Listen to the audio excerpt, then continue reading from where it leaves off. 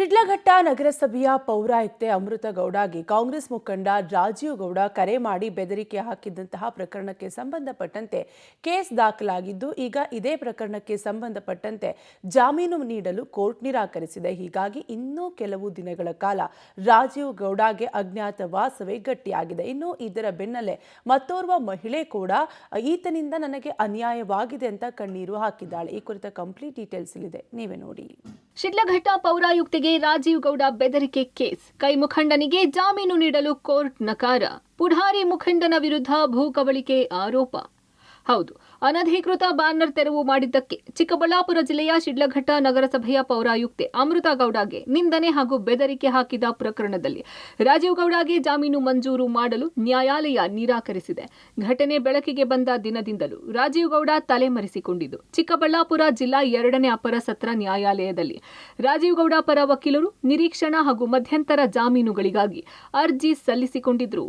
ಈ ಅರ್ಜಿಗಳ ವಿಚಾರಣೆ ನಡೆಸಿದ ನ್ಯಾಯಾಧೀಶರು ರಾಜೀವ್ ಗೌಡ ಪರ ವಕೀಲರ ವಾದ ಹಾಗೂ ಸರ್ಕಾರಿ ಅಭಿಯೋಜಕರ ವಾದಗಳನ್ನು ಆಲಿಸಿ ಅಂತಿಮವಾಗಿ ಸರ್ಕಾರಿ ಅಭಿಯೋಜಕರು ಆಕ್ಷೇಪಣೆ ಸಲ್ಲಿಸಲು ಕಾಲಾವಕಾಶ ಕೋರಿದ ಹಿನ್ನೆಲೆ ಜಾಮೀನು ಅರ್ಜಿಯ ವಿಚಾರಣೆಯನ್ನು ಜನವರಿ 22ಕ್ಕೆ ಮುಂದೂಡಿದ್ದಾರೆ.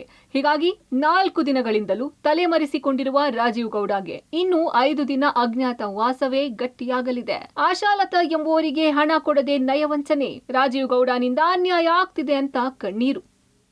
ಇನ್ನು ಇದೇ ಸಮಯದಲ್ಲಿ ಬೆಂಗಳೂರು ಪೂರ್ವ ತಾಲೂಕಿನ ಬೊಮ್ಮೇನಹಳ್ಳಿ ನಿವಾಸಿ ಆಶಾಲತಾ ಅನ್ನೋರು ಶಿಡ್ಲಘಟ್ಟ ನಗರಸಭೆ ಕಚೇರಿ ಬಳಿ ಆಗಮಿಸಿ ತಮ್ಮ ಅಳಲು ತೋಡಿಕೊಂಡಿದ್ದಾರೆ. 2013ರಲ್ಲಿ ರಾಜೀವ್ ಗೌಡ ಬೊಮ್ಮೇನಹಳ್ಳಿಯಲ್ಲಿರುವ 1 ಎಕರೆ 18 ಗುಂಟೆ ಜಮೀನನ್ನ ಹಣ ಕೊಡದೆ ನಯ ವಂಚನೆಯ ಮಾತುಗಳನ್ನ ಹೇಳಿ ಜಿಪಿಎಸ್ ಮಾಡಿಸಿಕೊಂಡು ಮೋಸ ಮಾಡಿದ್ದಾನೆ. ಅಂದಿನಿಂದಲೂ ರಾಜೀವ್ ಗೌಡ ವಿರುದ್ಧ ನಮ್ಮ ಕುಟುಂಬ ಕೋರ್ಟ್ ಕಚೇರಿ ಅಲಿಯುವಂತಾಗಿದೆ.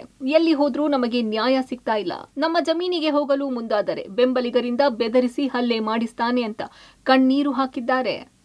ಅಗ್ರಿಮೆಂಟ್ ಮಾಡಿಸ್ಕೊಂಡು GPA ಮಾಡಿಸ್ಕೊಂಡು ನನ್ನ GPA ಕ್ಯಾನ್ಸಲ್ ಮಾಡಿದ್ದಾನೆ, ಆತ ಮೋಸ ಮಾಡ್ತಾ ಇದ್ದಾನೆ ನನಗೆ ಗೊತ್ತಾಗೋಯ್ತಣ್ಣ. ಒಂದೇ ₹1 ದುಡ್ಡು ಕೊಟ್ಟಿಲ್ಲ ನಮಗೆ. ಯಾವುದೇ ನಾವು ಕೊಟ್ಟಿರೋದಿರಲಿ ಅವನ ಮನೆಗೂ ಆಫೀಸ್ಗೂ 3 ವರ್ಷಗಳ ತನಕ ಸುತ್ತಿಸಿದ್ದೀವಿ, ನನಗೊಂದೇ ₹1 ದುಡ್ಡು ಕೊಟ್ಟಿಲ್ಲ. ಆತ ಕೇಳೋಕ್ಕೋದ್ರೆ ಎಲ್ಲ ದುಡ್ಡು ಕೊಟ್ಬಿಟ್ಟಿದ್ದೀನಿ ಸಬ್ ರಿಜಿಸ್ಟ್ರ್ ಆಫೀಸಲ್ಲಿ ಅಂತ ಹೇಳ್ತಾನೆ. ಅದನ್ನು ಪ್ರೂಫ್ ಮಾಡೋದಕ್ಕೆ ಆತನೇ OS ನಂಬರ್ ಹಾಕ್ಕೊಳ್ತಾನೆ ನನ್ನ ಮೇಲೆ 721 ಕೇಸ್ ಅಂತ. ಅದನ್ನು ಪ್ರೂಫ್ ಮಾಡೋದಕ್ಕೆ ಆತ ಕೇಸ್ಗೆ ಬಂದಿಲ್ಲ. ಅದು ಕೇಸ್ ಕೂಡ ಡಿಸ್ಮಿಸ್ ಆಯಿತು. ಬನ್ನಿ ಆಫೀಸಲ್ಲಿ ಸೆಟಲ್ಮೆಂಟ್ ಮಾಡ್ತೀನಿ ಅಂತ ಕರೆಸಿ ಅಲ್ಲಿ ಕರ್ಸ್ಕೊಂಡು ಅವರು ಹೆಂಡತಿ ಸಹನನ್ನವರು ಬಟ್ಟೆ ಹರ್ಕೊಂಡು ನಮ್ಮ ಯಜಮಾನ್ರ ಮೇಲೆ ರೇಪ್ ಕೇಸ್ ಫೈಲ್ ಮಾಡಿದ್ರು ಸರ್. ಅವರು ಬೆದರಿಸ್ತಾ ಇದ್ದಾನೆ ಸರ್. ಅಲ್ಲಿ ಜಮೀನು ಹತ್ರ ರೌಡಿಗಳು ಇಡ್ಸೋದು, ಅವನಿಗೆ ಸ್ವಲ್ಪ ದುಡ್ಡು ಕೊಡೋದು, ನಾವು ಜಮೀನು ಹತ್ರ ಹೋದರೆ ಒಡಿಸೋದು. ಇಷ್ಟೆಲ್ಲ ಬೆಳವಣಿಗೆಗಳ ನಡುವೆ ಸಾರ್ವಜನಿಕ ವಲಯದಲ್ಲಿ ರಾಜೀವ್ ಗೌಡ ವಿರುದ್ಧ ಆಕ್ರೋಶ ಮತ್ತಷ್ಟು ಜೋರಾಗುತ್ತಿದೆ. ಕರ್ನಾಟಕ ರಕ್ಷಣಾ ವೇದಿಕೆ ಸಿಂಹ ಸೈನ್ಯ ಸಂಘಟನೆಯ ಕಾರ್ಯಕರ್ತರು ಸಹ ಶಿಡ್ಲಘಟ್ಟ ನಗರಸಭಾ ಕಾರ್ಯಾಲಯಕ್ಕೆ ಆಗಮಿಸಿ ರಾಜೀವ್ ಗೌಡ ವಿರುದ್ಧ ಪ್ರತಿಭಟನೆ ನಡೆಸಿ ಆಕ್ರೋಶ ಹೊರಹಾಕಿದ್ರು. ಇದೇ ವೇಳೆ ಪೌರಾಯುಕ್ತೆ ಅಮೃತ ಗೌಡರಿಗೆ ಆತ್ಮಸ್ಥೈರ್ಯ ತುಂಬುವ ಸಲುವಾಗಿ ಹೂ, ಹಣ್ಣು, ಕಾಯಿ, ಬಳೆ, ಸೀರೆ, ಅರಿಶಿನ, ಕುಂಕುಮದ ಬಾಗಿನ ನೀಡೋದ್ರ ಮೂಲಕ ಧೈರ್ಯ ತುಂಬಿದ್ರು. ನಿಜಕ್ಕೂ ಇವರ ಧ್ವನಿಯಿಂದ ಇವತ್ತು 16 ಜನ ನಮ್ಮ ಇಲ್ಲಿ ಬಂದು ಅವರ ನೋವುಗಳನ್ನು ತೋಡ್ಕೊಂಡಿದ್ದಾರೆ. ಸಾವಿರಾರು ಜನರಿಗೆ ಈ ಒಬ್ಬ ನಮ್ಮ ಮಹಿಳಾ ಅಧಿಕಾರಿ ಅಂತ ಅಮೃತ ಮೇಡಮ್ ಅವರಿಂದ ಅವರಿಗೆ ಧೈರ್ಯ ಬಂದಿದೆ. ಇವನ ಮುಖವಾಡ ನಿಜವಾದ ಮುಖವಾಡ ಅದೇ ಇತ್ತು, ಅದು ಇವ್ರ ಮುಖಾಂತರ ಇವತ್ತು ಅದು ಕಳಚಿದೆ, ಅವನ ಮುಖವಾಡ ಬಯಲಾಗಿದೆ.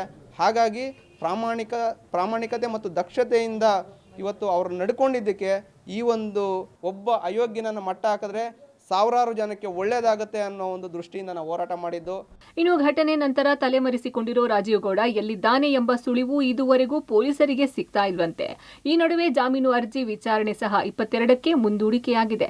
ಹೀಗಾಗಿ ಇನ್ನೂ 5 ದಿನ ರಾಜೀವ್ ಗೌಡಗೆ ಅಜ್ಞಾತ ವಾಸವೇ ಗಟ್ಟಿಯಾಗಲಿದ್ದು ಅಷ್ಟರಲ್ಲಿ ಪೊಲೀಸರು ರಾಜೀವ್ ಗೌಡನನ್ನ ಬಂಧಿಸ್ತಾರಾ ಇಲ್ಲ ಆತನೇ ಶರಣಾಗತಿ ಆಗ್ತಾನ ಕಾದು ನೋಡಬೇಕಿದೆ. ಮುದುಕೃಷ್ಣ, ಪಬ್ಲಿಕ್ ಟಿವಿ, ಚಿಕ್ಕಬಳ್ಳಾಪುರ.